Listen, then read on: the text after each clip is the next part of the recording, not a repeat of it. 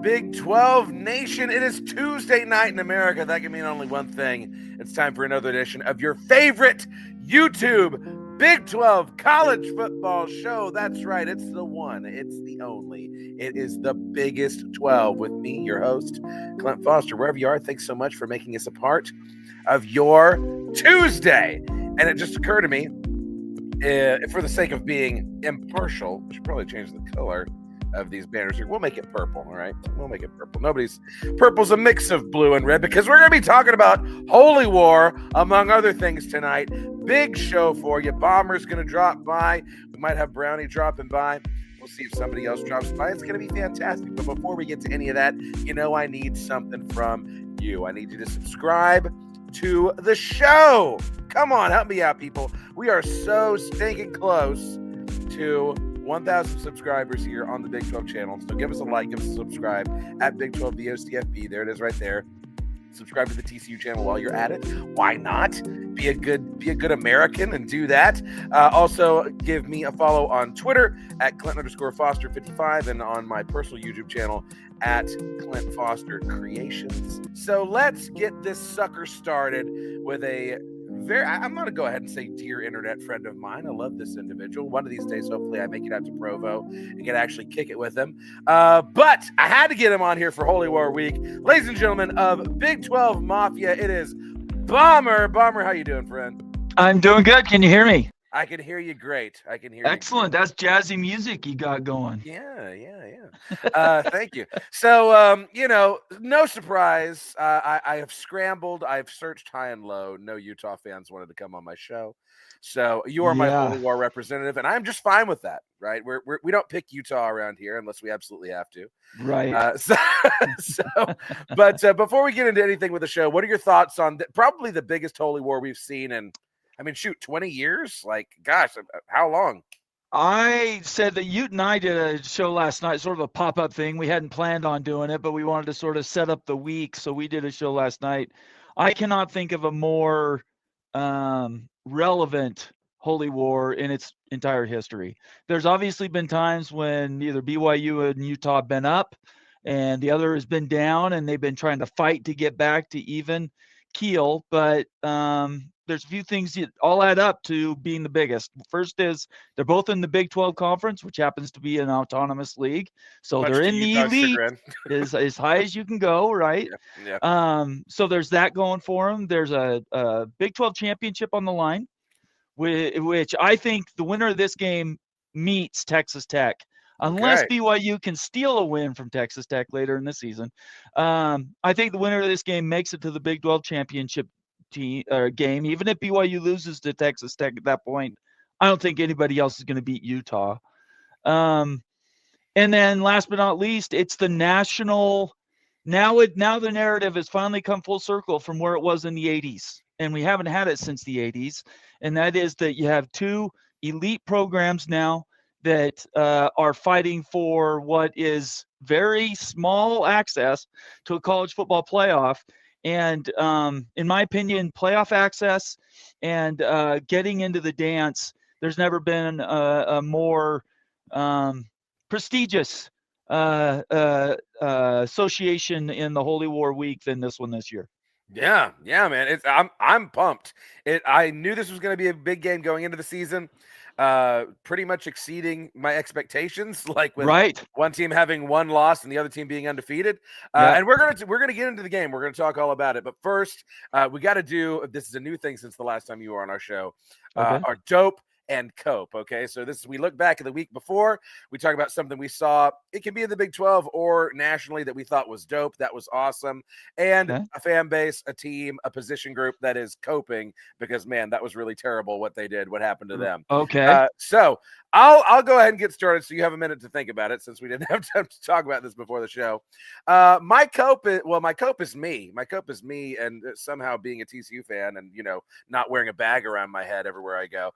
Man, just a carbon copy of last year, a game that we absolutely should have won. We have not won in Manhattan since 2017 and just got absolutely demolished by Kansas State. Absolutely demolished. We were running the ball effectively and we stopped doing it. We wait to give Eric McAllister the ball to the end of the game. Josh Hoover has a horrible game. TCU feels rudderless right now. That's my cope. Yeah, I had higher expectations certainly going into the season. I think part of the problem is everybody saw the way they took apart UNC at the beginning of the season, and our expectations were completely wildly out of whack. Because now we find out, as I predicted when they hired Bill Belichick, that UNC is just a dumpster fire and has been since the idea even came to fruition in April or May to hire him. So it's too bad. I thought TCU was going to be much better after that game earlier in the season. But you know what? These seasons are long, 12 games, and you guys have to come to Provo. That'll be a big game for you. I'm looking forward to that. And, well, I don't know. TCU got us last time when we were in Dallas. Yeah, so I kind of think that it's something that we want to sort of get past. But at the end of the day, yeah, it's another sort of lost season. And I don't know where the answer is. Hoover was supposed to be the truth. Is he? I don't know. So, yeah, I don't know as a TCU fan where you go with that.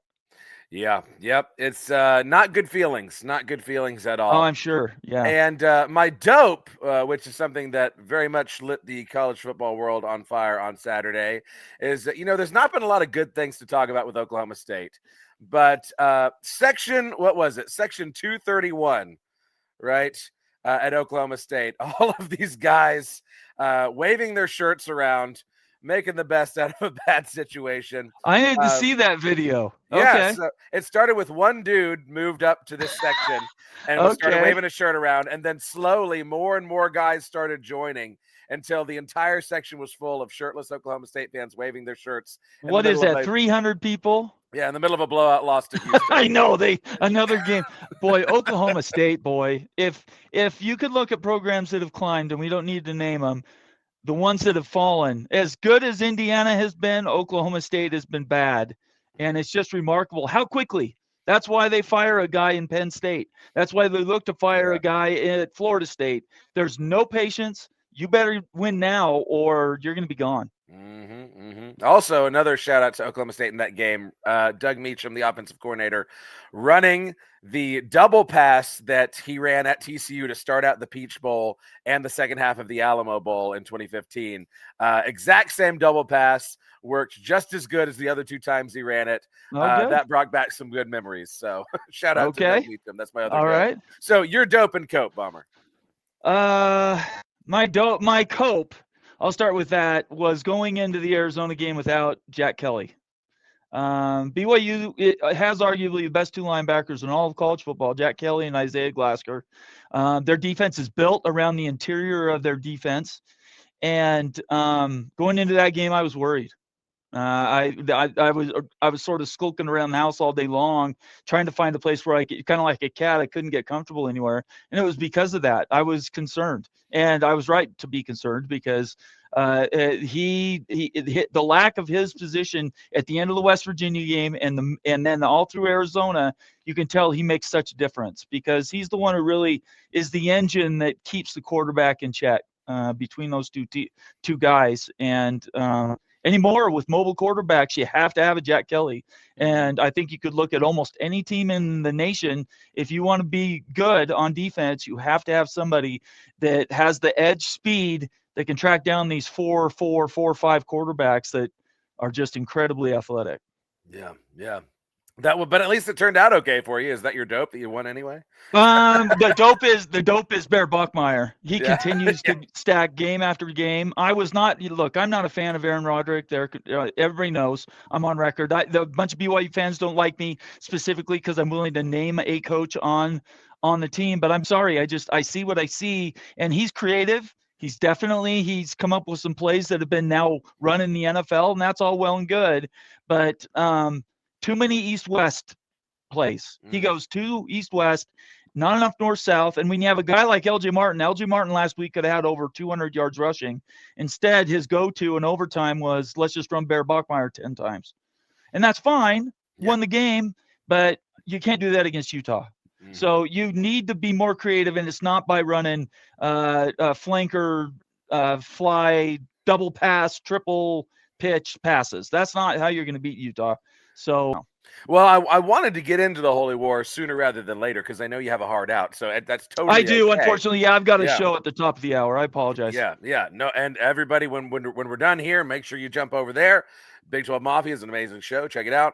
But before we jump into Holy War, one last question for you, and because you brought up Bear Bachmeier, is he the truth? Right? I mean, I feel like Arizona, hands down, the best team y'all have had to play so far. For sure. BYU is undefeated, but you have to ask yourself how much of it is favorable schedule, how much of it is BYU actually being that good again. What do you think about Bear Bachmeier? The answer to both those questions is yes. Yeah. Simply, he is the truth. You saw it the very first snaps he did in camp. It wasn't even in camp. It was in pre-summer drills. Look, the history of Bear Bachmeier in 30 seconds. He commits to Stanford. His brother's at Stanford and then graduates in 2.5 years. Okay. Graduates Stanford in 2.5 years. That's his brother, Tiger. He decides to transfer to BYU. They fire their coach. He comes along. So both of them come over to BYU. Tiger's playing receiver. Bear comes in. Not 2 weeks later, maybe even a week later, Jake Retzlaff, it's announced he's got legal troubles. And without diving into the details on that, the minute those were announced, I knew he was never playing another down at BYU. So they immediately threw the book at the 3 guys that were in the tent already as QBs. The other 2, very serviceable. They have experience at the P4 level, at the G6 level, and had played some football in college. Bear comes in, and within 2 or 3 weeks, he memorizes the playbook and then starts to learn the nuances of the self-same Aaron Roderick offense, which is very sophisticated. It's NFL level type play calling. And immediately he sits in. He's 6'2", 226, something like that. He's built like a linebacker. That's where he wears number 47. And he is a difference maker. The other thing is the schedule you mentioned. Of course, the easier schedule has helped him get into the season, right? And the last 2 games have been against Big 12 opponents. Both of them, he's turned the ball over a little bit. At the same time, he is making throws that are next level. There was a seam route that he threw to Chase Roberts in the West Virginia game that maybe 5 NFL quarterbacks could have hit. It was. I mean, you could watch it 1,000 times and be like, wow, okay, this guy knows what he's doing. That's something Jake never had in his tool belt. He couldn't throw a fade. He could not throw a seam route, which is why the tight ends disappeared for 2 years from this offense at BYU. And now all those plays are now open. So he's going to turn the ball over more. That you're going to get that with a true freshman. Very rare, right? There's only 3 or 4 in the entire country in the A4 that are true freshmen starting quarterbacks that weren't throw-in. I mean, started game 1, and it's next level stuff. So who wins and loses is not so much on Bear, I think, this weekend, but he is the truth. Yeah, well, I mean, shoot, even if he was completely pedestrian, him wearing 47 alone, right? That's what college football should be all about. Yes. It is. So, okay, let's go ahead and get on into it, right? This is the game of the week, big noon kickoff, right? Who gives a crap about college game day, SEC game day anymore? Right. Big noon kickoff is there, as they should be. Here's the situation, okay? If my friends at the Utah Football Fans podcast are watching this, they're not going to be surprised. They know nobody in the Big 12 is rooting for them. They know they're the bad guys. They know they're the black hats. Okay. And there's a lot. I mean, Vegas obviously has Utah as a 3.5-point favorite on the road. They've got a chip on their shoulder after the way last year's game went down, and they've looked pretty dadgum good this year outside of that Texas Tech game. With Texas Tech just playing right now head and shoulders above everybody else. So, Bomber, the way I want to put this to you is convince all of us red-blooded, or, I guess blue-blooded, freedom-loving Americans why BYU can win and will win this game. First thing is they're 34 or 35-4 after 6 p.m. Mountain Time in home games, night games. So 34-4 is not an anomaly. It's not a streak. That is a certifiable, bankable type of a trend that you could put into this. So the fact that this is a night game definitely helps BYU. You've been to Provo. You know how loud it can be and how discomforting it can be for a quarterback, I don't think and cannot picture a game that the quarterback at Utah, sorry, I just spaced his name, Dampier, has played in that's even close. Yeah. I cannot, of all the games he's been in, the Texas Tech game was his biggest game of his life, in essence, and he lost that at home. Yeah. So I don't think so that piece by itself, he's going to have to deal with the home crowd. Utah's by far the hotter team between the two on the offensive side of the ball. They played very well last week on a very wounded Arizona State team. Yep. I think it's questionable how many games they'll win the rest of the season with Levitt out. I don't know. We'll have to see where Arizona State ends up. But yeah, of course, he had to wait until after he played us to get out. But that's yeah. I don't even know the reasons how that ended up happening. He might not play again against Texas Tech. So that game last week was supposed to be, and everybody wanted it to be, a measuring stick, and it really didn't play out that way. So BYU's now had a measuring stick game. Arizona's very, very good. Their defense is rock solid. Anybody who plays them is going to have a tough time getting that out.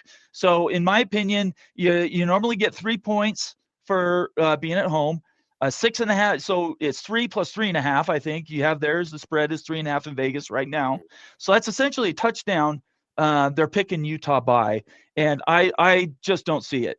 Jack Kelly's back. He and Glasgow are going to be side by side again, and that completely changes the way that this defense looked last week. And in my opinion, last week on Saturday, if we'd had Jack Kelly in that game, there's no way that that game goes to overtime. I think BYU wins by at least 10. So it makes a big difference, the effect, and he needs to stay healthy too. He needs to stay healthy through the whole game. And we'll have to see. I'm really excited for it. Oh, yeah. I mean, Kelly and Glasgow are both game-changing linebackers, especially in Sitake's defense, right? Yeah. Linebackers are so crucial to the success of that defense. Yeah, I tend to agree with you. I mean, I think that you can make with Texas Tech game accepted, you can make a case that neither team has been all that tested, right, outside of that one game that Dan and the team looked so bad in. And it being at home, that does help BYU. I mean, it's tough to go undefeated in college football, right? Yeah. You always feel nervous when there's that 0 there in the loss column. But being at home, that is a big, big piece to all of this. Okay, yeah. So my mom, my mom's calling it BYU. Yay! All right, I love it. I love your mom. Yeah. Thanks, Mom. I appreciate it. Moms are great. Yeah, they are. Right. Okay. So, I think that you gave a very good summation there. And I mean, certainly, I'm going to be picking BYU in my pick 'em. And we're going to be hoping that works out.